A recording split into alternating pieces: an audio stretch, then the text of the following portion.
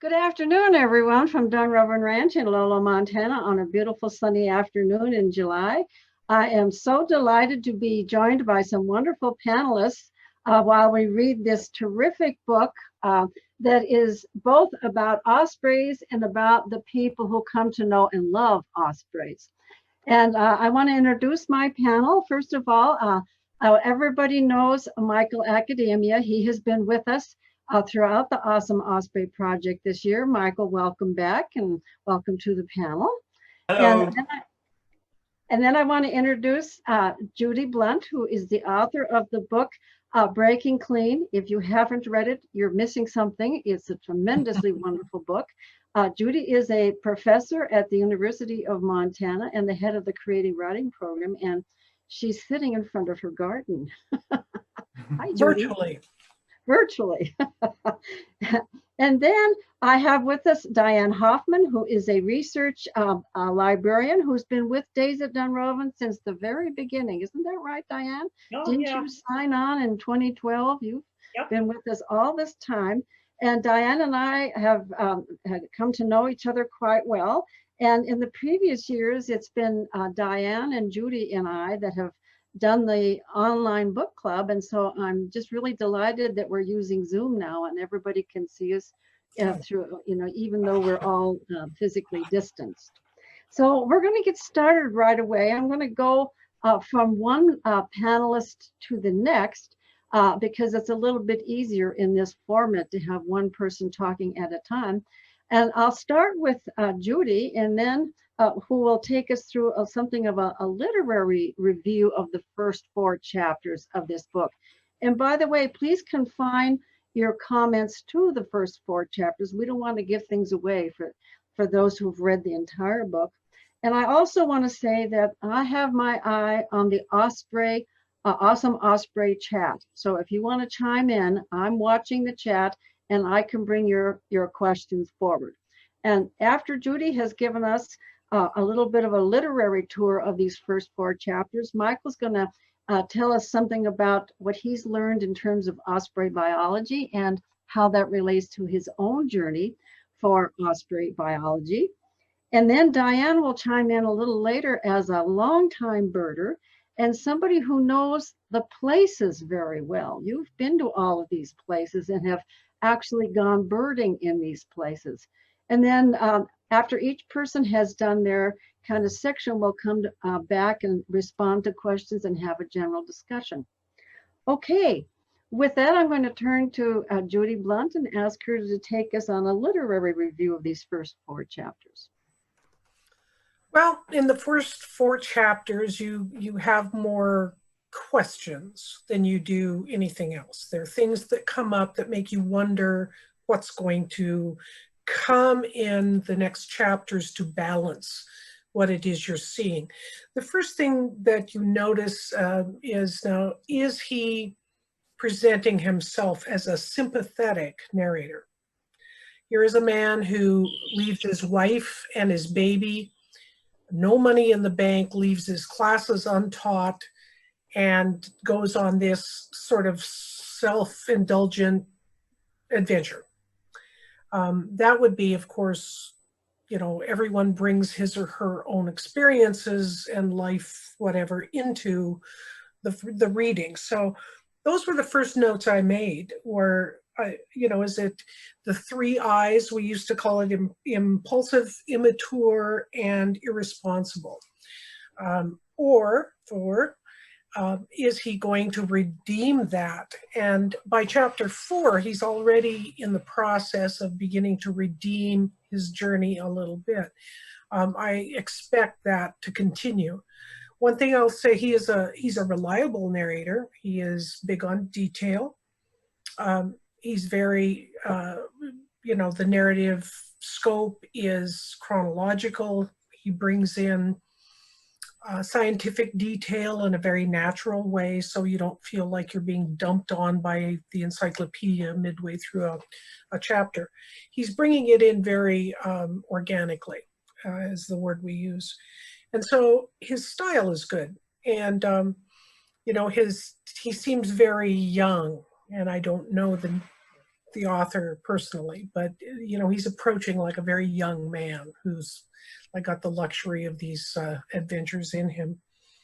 By the time he negotiates his way down, well, first up and then down, we begin to see, and he begins to relate his own adventure and obsession with those people that he's meeting along the route. And here is where we get to see some sort of he finds his tribe. He finds, and we find it too, people like who have never birded. I mean, I've observed people birding, different thing. But we understand sort of the passion that these people bring to protecting and learning about the birds. And so he's beginning to be more and more sympathetic in my skeptical eye, just saying. I could talk about the devices, literary devices he uses, hose socks to draw us in. Who knows what a hose sock is, right? And waits until the end of the chapter then to bring it back, back to the hose socks. And so that is a literary device where he pulls us in and then leaves us hanging for a little while and then brings it back in. We could talk about how his journey is pairing closely with the Osprey, his reasons for traveling, comparing to the Osprey. He brings up some very interesting questions about defining emotions in the birds, personalities, finding personalities in the birds. These things are controversial. They come up several times. And of course, the history of DDT and the crash of the birds and the bringing them back is kind of the impulse behind a lot of this. He's created for himself a competitor with the BBC.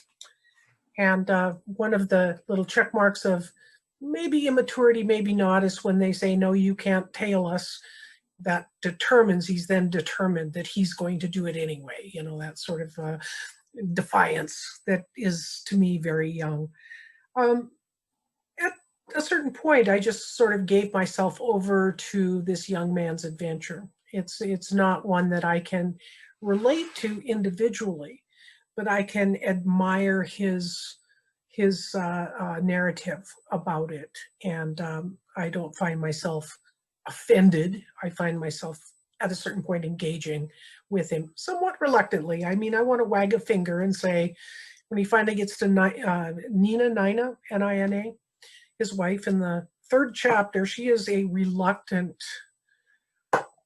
participant in his adventure. And it's just like, I tip my hat to her. She's home taking care of a 1-year-old on no money. And okay. It's like, well, she's the patient one then. They're both lucky, maybe. Anyway, I'm anxious to continue reading. I think there are a lot of, he casts a very wide net at the beginning. And some of it is already the DDT story, I think, has kind of played its way out. But he keeps reaching out and grabbing more threads to pull in. And so I'm anxious to get to Cuba. Judy, I had the same reaction at one point because I kept thinking, what is the scheme he's writing under? In other words, what's the structure of this story? Because if I usually figure out the structure, I can figure where it's going. And so I thought, well, is he talking as a biographer? Is he talking as a travelogue? Is he talking as I had a whole list of things he could have been. Was he talking for the birds themselves? In other words, I never could, in the first 4 chapters, I guess he emerges by the 4th chapter that he is the one, but it's not even biographical. So the structure to me was very unstructured. It's a form of travel writing. Yeah, I guess so. I'm not used to that type of writing. Right. Oh, well, the 4th one I wondered was, is this supposed to be scientific? but there wasn't enough scientific. So I went through, in 4 chapters, 4 different views. So it is intriguing me. It's a wide net thing, but he's narrating his process, and so there's a chronology, and about all we have to hang on to is a basic linear chronology. It's a linear narrative, and he's telling it as it arises. Only a few points that I thought, well, an editor might have deleted some of the details we don't have to hear about every time he pees in the poison ivy, but he's narrating his adventure, and it does begin at one point. You can sense the rising action as Cuba becomes the, how's he going to get to Cuba, and that becomes then the lift in the action and the story. It's not as that's wonderful for that Osprey. You did that so well, Judy. It just lifted up, right? Yeah, finds his thermal, One of the things I found about him, and I'm really glad that you started off asking about him, Judy, was a sense of self-awareness. I had never really read an author saying that he was doing something because it would make good copy. And yet there he was admitting that he was swimming in the river, one, because he thought it would be fun, but also that it would make good copy. So there was this awareness that he was crafting this journey with a book in mind. Oh, absolutely. Yeah. And that's something I hadn't really thought much about. I mean, a photographer certainly goes out and has a crafting framing in mind, and it hadn't really occurred to me that a writer would be so open about that right. He's doing this because he wants to write a book, and he's writing the book as he goes. Yeah, I agree, Judy. I mean, it's sort of I'm going to tell you whatever I'm seeing at that moment. It's sort of an instant writing rather than any structure or craft to it, which is maybe it's craft. I don't know. Yeah, it's a form. It's like journaling. You can see how if he journaled every single day, he would then craft that into the narrative of the day. He would tell the story of it. He would be taking notes all day long.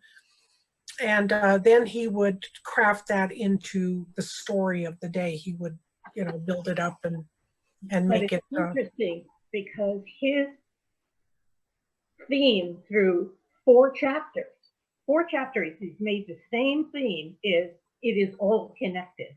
Oh yeah.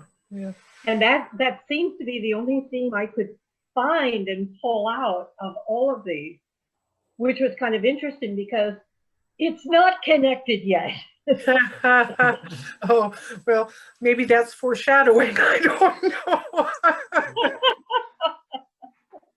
Well, thank you very much, Judy, for your insights. And I'm really glad that we were breaking the book into multiple chapters now, because I'm going to look at the book slightly differently than I did the first 4 chapters because of your insights, and I appreciate them.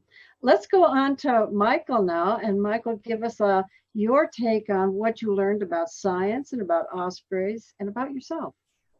Thank you, Zen. Thank you, Judy. Thank you, Diane. It's so good to get these different perspectives, especially with writing. I'm from the science background, so with scientific journals, it's very cut and dry, A, B, C, 1, 2, 3, very dull. So it's really good and entertaining to hear your perspective. I don't know what's going on, but I'm just looking at the science. So here's my little bit. I'm going to share my screen. And let me know if you are all seeing that. How is that looking so far? Oh, how beautiful. Okay, great. Okay, let me just move some things. There we go. Okay, so with the first book of David Kessner, he focused on the breeding grounds at Cape Cod. But this book has a turn of events, turn of focus, and that is with his voyage to La Gran Piedra, which is located in the Sierra Maestra Mountains of Cuba. And in Cuba, ospreys are known as aguilas pescadoras. And, I've been with my studies, I've been so North America centric that, who cares about everywhere else? So again, as ospreys being, the global citizens, you have to look at other places of the world, other cultures, other people, and other geographic areas in which they inhabit and share. So I had no idea about La Gran Piedra, so I had to look up some of the photos, and this place looks quite incredible. Here's the giant rock that a lot of people focus on, and also here's the pathway in which they do the watching of the migratory birds. So in the book, the he rock mentioned, they were referring to that you could fall off of? yes, right here. This is the rock. That's why they have all of these railings, and it looks like it has a lot of visitors, and I can see why. But I think this is like a hidden gem. And David mentions a scientist at Cuba. His name is Freddy Rodriguez Santana. And for a while, scientists were speculating that ospreys travel and migrate together, but they didn't know how, and they also didn't know in the amount. And they were looking in the wrong places. Well, this scientist, Freddy Rodriguez Santana, he found out where they travel and where they migrate. And at a single sitting or sighting, you can count about 600 ospreys traveling through this path, and you can see them at La Gran Piedra, which is, for me, that is like a mind explosion. Like, I need to go there. And then that also got me thinking. So this is a map of the geographic distribution of ospreys and their subspecies.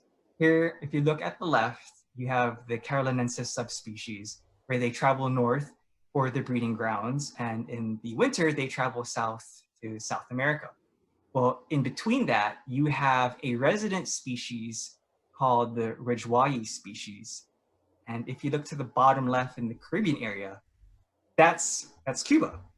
So it's really interesting because there are reports that the resident species, the Ridgeway, and the carolinensis species, the migratory species, they don't mingle quite well. They haven't completely genetically diverged, which means that they can't breed and produce young. But in fact, they still can. So they're not distinct yet. But I would love if we could have a camera here, Suzanne, and expand the Awesome Osprey project so that we could do a year-long study here in the Caribbean.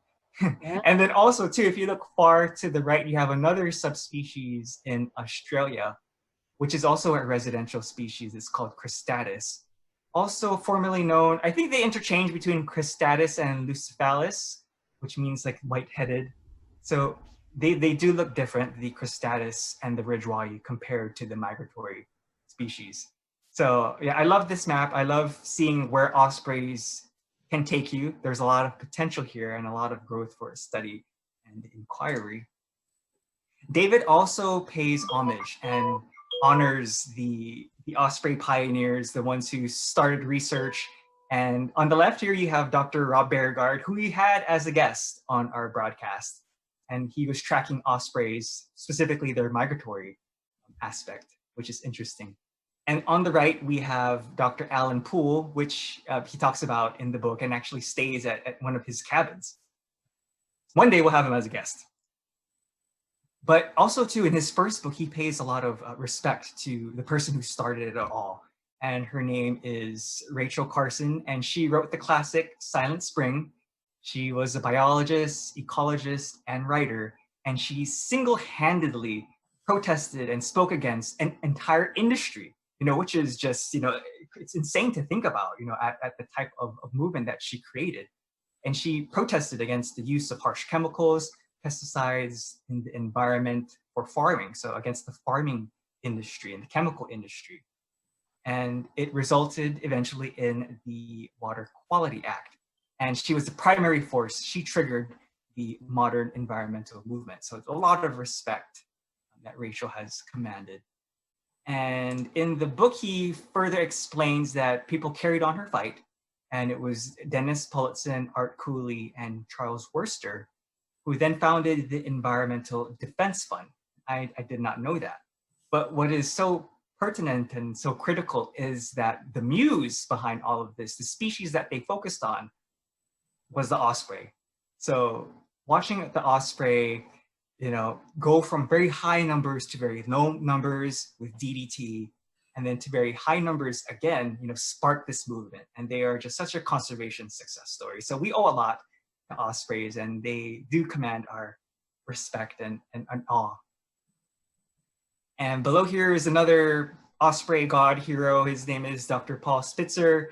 I've been in contact with him in email, and he'll be helping me with my master's thesis. And hopefully we'll have him as a guest someday, Suzanne. So I'm looking forward to that. And in chapter 3 on page 67, right here, David encounters, I think, one of the first citizen science Osprey web camera groups. Yes. And they were at a party, and it's just, interesting that these people, they had different avatars, and they started off, as a quiet group, but eventually they put 2 and 2 together of who was the online representative and who they were in person. And then everyone, just got connected. There were lots of laughter, lots of connection. And David, emphasized that with ornithology, it's one of the sciences that has incorporated citizen science, and that citizens, kind of know more than some scientists because just about the amount of hours that they log in observing the nest. So this hit my heart because we're a citizen science project, we're a web camera group, and someday an author in the future will invite us to a party, and we will be talking to him about what we know compared to the scientists. And I'm looking forward to that day.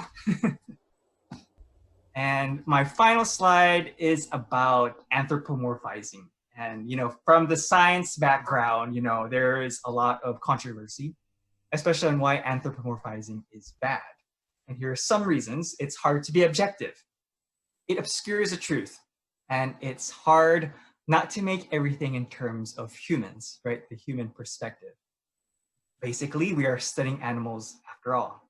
However, I highlighted a section in the book that David emphasized, and I would like to read a little bit of that, just to throw in like another perspective.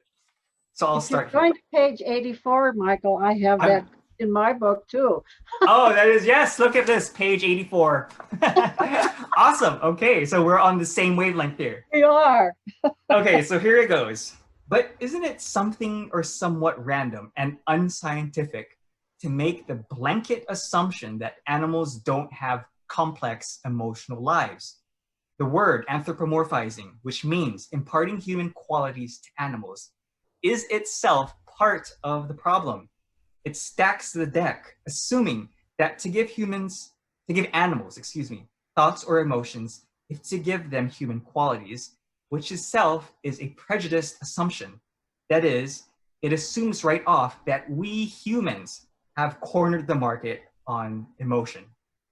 The two extremes are equally problematic. On the one hand, a kind of Disney-field natural world full of sad bunnies and joyful robins. On the other, a scientific view of animal automatons guided solely by blind instinct. He then states that birds have distinct personalities and that, as well exhibiting cruel indifference, they were capable of things easily recognizable as affection, loyalty, and concern. To try to peel, so this is the kicker, to try to peel apart what guided those nobler actions as well as the more brutal ones was to delve into a nearly impossible hair-splitting in the world of instinct and individuality. So as a scientist, whenever I heard anthropomorphizing, yeah, okay, bad science. But then I was just always conflicted. It's not always just so black and white. Again, like the goals with this citizen science project, with the Awesome Osprey project, is to just find that balance with citizen science, sociology, psychology, and science. And that is my little share there. That was terrific, Michael. Thank you. And I can't get over how you and I sort of landed on some of the same things. If you go back to your map, I have another page bookmarked.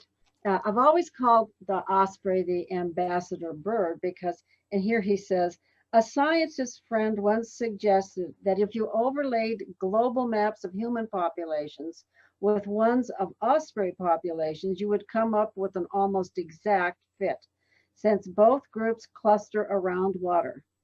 What distinguishes ospreys from other raptors isn't just their distinctive brown and white markings, adhesive, reversible talons, and daring do dives. It's their general transparency, their unconscious obliviousness to human beings. They make voyeurism easy. Absolutely. They're among us, and they don't mind being among us, which I think is really an interesting thing. It makes them the perfect ambassador bird. And an educational tool. Yes, exactly.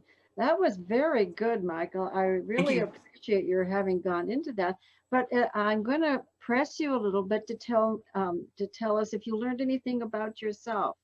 You too have become obsessed with ospreys. Oh yeah, David mentions that. Yeah, we do become obsessed, and a lot of web camera observers, we all call ourselves ospreyholics. And no, I just really learned a lot about the history, the pioneers of the osprey movement, and also, one day I would like to be more balanced in my approach and the way to communicate to others. I've just had most of my training is just talking to academic and scientific community, but I've learned that, especially with this book and with working with you, that I have to reach out and be able to communicate and convey to everyone at large, and that's a must if you want to build bridges and connect people. Michael, I think one of the important points and interesting points that he pulled out was the different types of people that become obsessed with osprey, and they can be academic, where they only want to watch it from the bottom with their binoculars. Right. And like he doesn't even trust telemetry. Others who trust only telemetry, but or somebody who's watched the migration and can spot any kind of hawk from the background, but not when it's on the ground. And then the birders who watch the cams, who have just a lot of information about birds because they're interested in them, parts that the scientist doesn't have, the telemetrist doesn't have. That it's the three things together: the observation, the data, and the background. You need all three of those things together, I think. Yes. He made that point a couple of times, which I found very interesting, because usually one is dismissive of the other two. It's very important to consider that. Yes, just the wide range of background and interests, and how to effectively communicate to everyone, and also to bring everyone together. So this is definitely eye-opening. Well, when I think I'm only on chapter 4. I think he's actually becoming a little bit more accepting of telemetry. Mm-hmm. Yeah. There is a part where he was talking about Alan Poole, and he was at odds with another scientist. I think his name is Gil Rodriguez. And they, live down the street, but they've never talked. And they both studied ospreys, and they just had differences with telemetry and banding and capturing. Well, a lot of scientists had a lot of trouble with the bird cams. And I always thought that was amazing, because the bird cam gave us a story about an osprey, a great blue heron, a barred owl, that you couldn't see any other way except through that cam, the family life. And he does make the point that that's like living in the nest with them. Yes. And so you really get a different connection entirely if you live in the nest with them than you would through telemetry or through the academic approach and what have you. And Suzanne, I remember very early in those, we would start saying something like, wow, I've seen this on the ospreys. And somebody would say, but the literature doesn't support that. Oh, yeah. And I really do like the way Gessner is trying to integrate all of these. And I think that's really one of his contributions. And I think the other thing that he highlights is that science is a competitive sport for some people. It's a very yes, he does make that point. He does. Yeah. And I think in some ways that's antithetical to being a scientist. You're not competing, you're all looking for the truth. And so there's this issue here that is not in keeping with its own discipline. Well, and he also made the point that birding is competitive too. Yes. That, the twitchers or listers, they're really competitive. They want to see one bird and move right on, so there's a lot of competition in each one of these, which, by the way, there is among the birds. Yeah. So Judy, what did you learn about the science of ospreys? Did that capture you at all? Oh, pretty much everything. You know, I was the proverbial blank slate when it came to ospreys. Um, and I was also drawn to his discussion, which I believe may come up again later. I don't know that. But the anthropomorphizing, the questions he had about that, of trying to find a middle ground, because the extreme on one side or the other are obviously not accurate. But in writing, we also, you know, send up the flares anytime someone is, in, you know, a human in the story or in the essay is interpreting animals' behavior in emotional terms, in human terms. They're ascribing human traits to it. I can remember an article that came out in the newspaper, not our newspaper, but I still have a copy of it, where someone witnessed a grizzly bear taking a fawn and describing the doe as standing nearby, mourning in grief for the fawn, and then looking up at her as she stopped her car to observe this, begging for help. That is beyond the pale. That's on the far side of, you know, there's no doubt that the doe was stressed and you know, feeling panicked in the situation, fear in the situation, but to ascribe it to our human characteristics, I think is a way of making, it would be a way of making this narrator not reliable or not considered reliable if he began using those tactics. With I think your fawn, yes, there is no question in science that there is an attachment between a baby and a mother. Yeah. But it's not the same that we have. And it's not like she's going to never forget that her baby died. I mean, she will move on. Oh, yeah. Yeah, probably, you know, he also offsets that with the two very brutal runt stories. And the final one, I mean, he spreads it out a little while so that you've got to wait for this. It's like you're turning the page thinking, what did they do? Yeah, that was really interesting. That's something that I learned. Yeah. You know, we when we watch Osprey web cameras, you know, we always, you know, find sibling aggression, siblicide. But in this book, this account, it took it to the next level. So Yeah, I don't know. Go ahead, Judy. The pile of babies and took out the dead one. Well, Yeah. and the cannibalism, you know, I just, Well, I'd never heard of that. Never. Yeah, heard me of too. I remember back Me in too. 2012 when we first started the webcam, and I was Right. working on the GBH before I came over to Dunrovin. There were times when we actually had to take the webcam down because so many people who were watching it became hysterical and said, "Oh, you've got to save them!" And we were trying to get across the point. This is nature. This is what happens in nature. Well, you remember Suzanne when you lost baby, not last year, year before last? Jumbo. Yeah. Yes. Yeah. I mean, you actually have to almost take the webcam down because you can't get people to accept this is nature. Yeah. Nature isn't always beautiful, and it is, you know, it can be quite cruel, but that is nature. Right. Right. We can't obscure the truth. No. And I think David touches on, but doesn't go into any depth, at least not yet, about how, as a result of backing off of that Disneyland perception of nature and having to come to grips with the really brutal part of nature, that people's understanding and appreciation was actually deepened. That you know, by sacrificing that romantic sort of you know, naive view, that once that it actually deepens your affection and your respect and deepens your understanding. And I liked that he brought that out. Me too. I did too. Yeah. I think what it does too is remind us even as we sort of gentrify this whole process of watching birds and watching the osprey and keeping track of them, putting their little backpacks on, I thought that was horrible.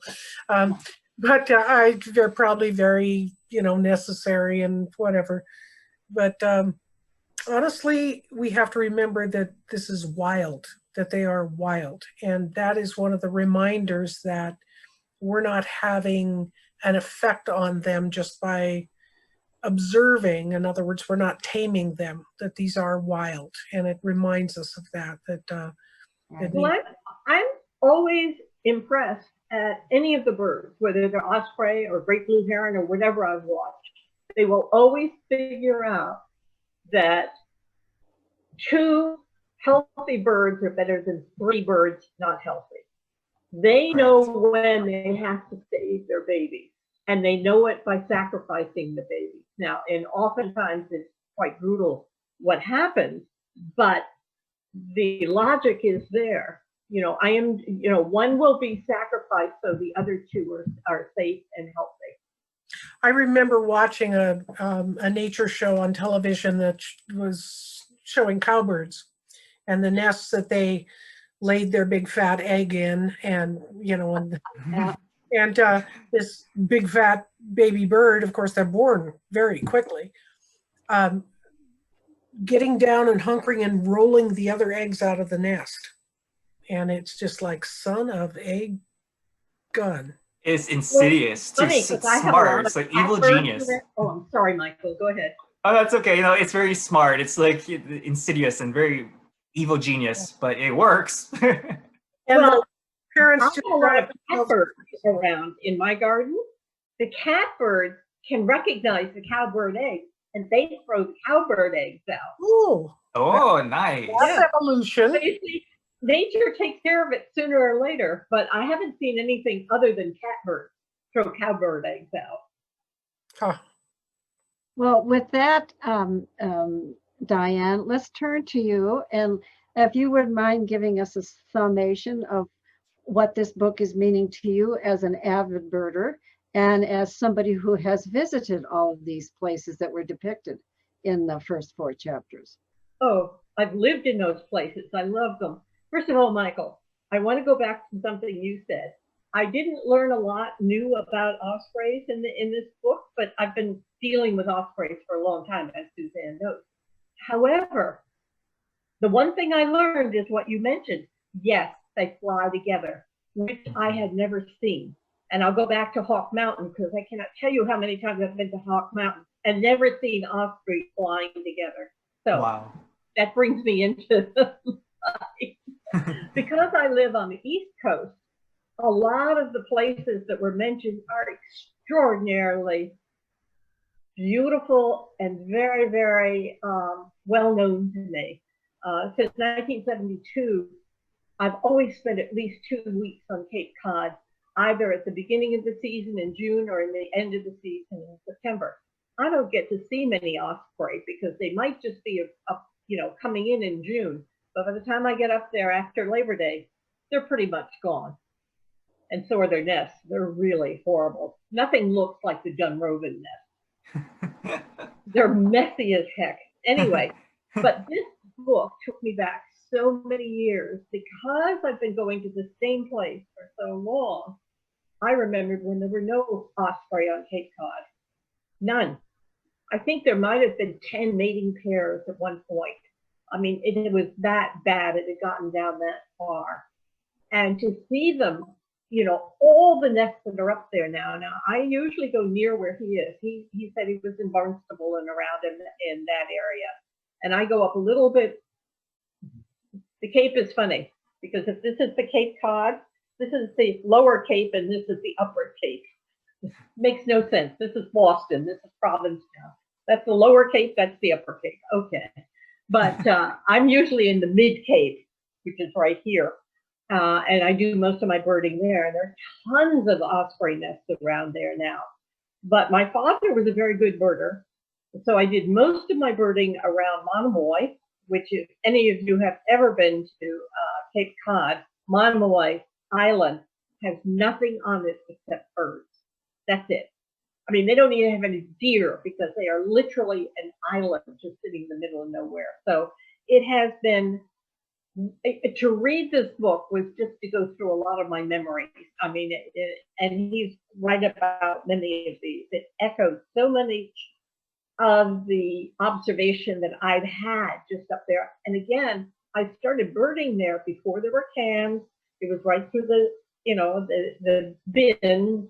And my father, bless his heart, would carry his spotting scope. But we spent a lot of time walking around Cape Cod looking at the birds, because that starts in many ways the Atlantic Flyway.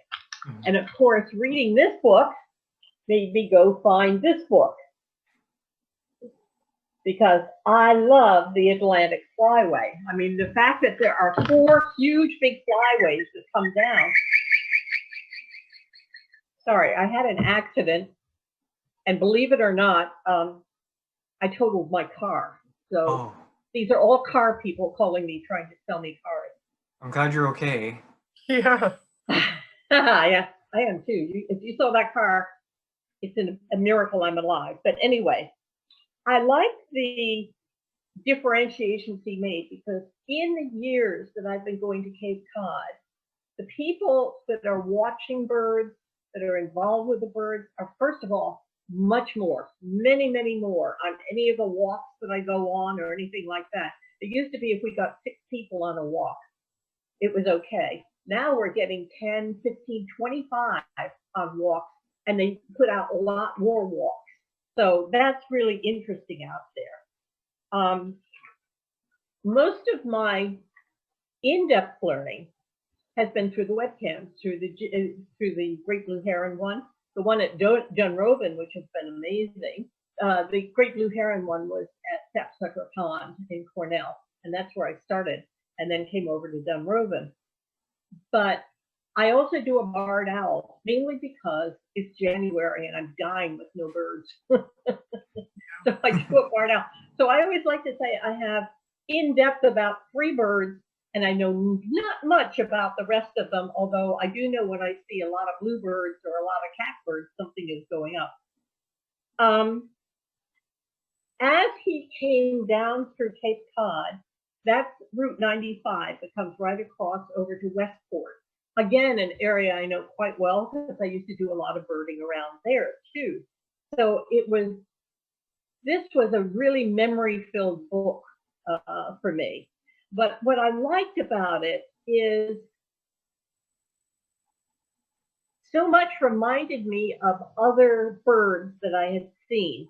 Like he would point out the fact that the male will stay until the last baby is able to fish for themselves. And remember, we saw that with Lewis and Royal. Do you remember that? Yes, I do. Remember, Lewis really hung on until practically the end of September, because Royal had, you like this action, had hurt her wing. And Right. so it took her longer to learn how to fish. And so Lewis stayed with her and fished with her until she could fish for herself. I found that absolutely amazing. And that was over at the Hellgate Nest. So that was just amazing. Do you remember also that when Harriet lost Ozzie, she took up that role? Yes, she did. Stayed, and she stayed, and she stayed. Yep. And I thought it was so interesting that she didn't follow her instinct. She knew was needed here. She knew what to do. And the fact that he also pointed out, and I love this, was how on one of the nests, the male would incubate the most, which is as much as the female, which we've seen through Ozzie and Harriet. We saw through Hal and Harriet. We've seen it through Swoop and Harriet. Yeah. And that what they do, the male does to get the female off the nest is put a stick on her back, which we've seen on all these Osprey. And I thought, I don't know if there's any scientific reason for that, but it seems to get attention and it moves the female off the eggs, and then the male comes running in and jumps on the eggs and stays there. But it also is interesting that with all the nests that I've watched, all of the Osprey nests, that eventually the Osprey male becomes the provider and the female stays in the nest all the time. You know, once the chicks are there, he's not interested anymore. Now, what is there so wonderful about sitting on an egg? And I know that they can hear it chirping, especially as you get close to hatching, you know, the pip. I know they can hear it. One of the cans that I worked with down in Florida on the barred owl, they have a mic that's so sensitive that you can actually hear the birds in the nest. I mean, in the egg. I hope James is listening, because this gives us me an idea, of course. Ah. I'll send you these. But it's really, you know, the first time I heard that, I mean, my heart just stopped. And you could hear the chick from inside the egg. So if we could hear it on the mic, you knew that the others did. So that was really that. The fact that he brought all of those out, I thought was really interesting, because they're what all of us have seen. And I think the Osprey group, which I consider myself part of, you know, where he stopped in Westport at Paulson, is what I of course associated with the most. You know, besides being in that area the most. Okay, then he went to my next favorite place in the world, which is Hawk Mountain. And I am here to tell you that the North Mountain is a witch. Oh, that's horrible, horrible, horrible. It is the best place in the world to go birding. But I have to tell you that getting up to that north, was it the North Fork or something? What did they call that? North Lookout. Hmm? North Lookout. North Lookout, thank you. I went up there. It was the main reason I've probably never gone back again. I did it twice when I was really much younger. But it is just, it's fabulous. You're just looking down this huge big trench. And he described it very well. I mean, his description is absolutely vivid about this trench where all the birds come up. And of course, all I've ever seen there are thousands of different types of hawks. I have never, ever seen an osprey come in there. Never. And then I wondered about, because I used to watch the GBH, when they were talking about migration and that it was food driven, the great blue heron eats about the same thing as the osprey. They're fish eaters. But how come they migrate so much later than the hawks do? In other words, I understand migration is food driven. And I know that we always lost the heron when the pond sapsucker would start to freeze over because they couldn't get to their food anymore. And so they moved down until they got to areas where they could go fishing again. But the hawks, you know, they go all the way down to Cuba. So where do my great blue herons go? Anyway.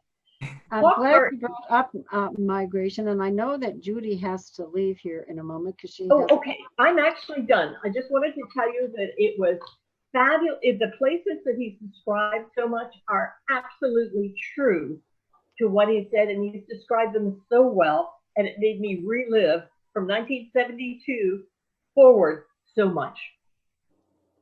I envy you having been to all those places. It makes me want to go. But well, if you come this way, I'll let you go. I'll park down at the bottom, and you can go up to the north. You can visit me at William and Mary, Suzanne. Yes, absolutely. But I want to go back and get Judy's opinion about the whole theme of migration and how he's intertwining it here. Early on, he talks about to be in movement. You know, that and he quotes somebody as saying that Alfred North Whitehead wrote that art and life proceed in cycles of discipline and freedom, and that one wants for the other. That that you slow down to see, but that most birds have been depicted in a nesting situation in the more sedentary situation. But I find that the theme of movement keeps coming in and out of this. It's more than just the birds, it's the movement. It's the moving through space and time. Is that Feeling of restlessness starting that movie. restlessness? Yeah. I mean, he certainly is using that as he's pairing himself with the migratory birds in a sense. He's aligning his motivations for traveling south with those of the birds. So he is preparing us to accept that he too is in the thrall of this restlessness and feels the compulsion to fly to where they're going, to follow them. And so certainly he's setting that up as a parallel. It's also a way of sort of justifying in sort of a romantic way his motivations. He could be overwhelmed with a young family and a job he doesn't really like. I don't know.